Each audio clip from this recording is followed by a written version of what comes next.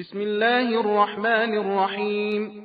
ولقد أنزلنا إليكم آيات مبينات ومثلا من الذين خلوا من قبلكم وموعظة للمتقين.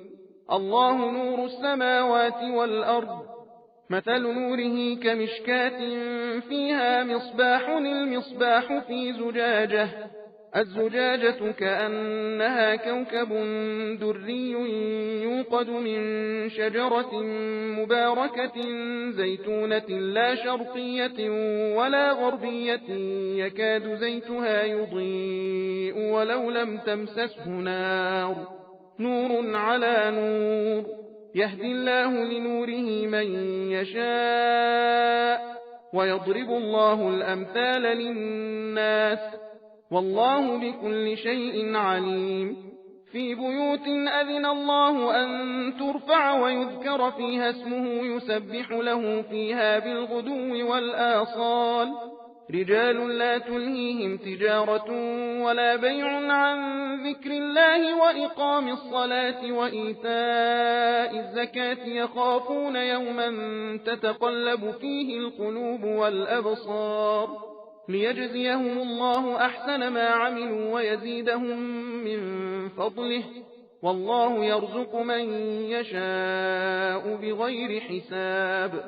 والذين كفروا أعمالهم كسراب بقيعة يحسبه الظمآن ماء حتى إذا جاءه لم يجده شيئا ووجد الله عنده فوفاه حسابه، والله سريع الحساب. أو كظلمات في بحر لجي يغشاه موج من فوقه موج من فوقه سحاب، ظلمات بعضها فوق بعض إذا أخرج يده لم يكد يراها، ومن لم يجعل الله له نورا فما له من نور.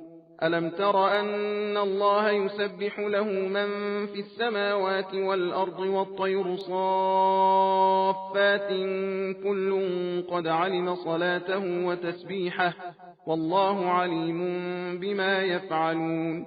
ولله ملك السماوات والأرض وإلى الله المصير.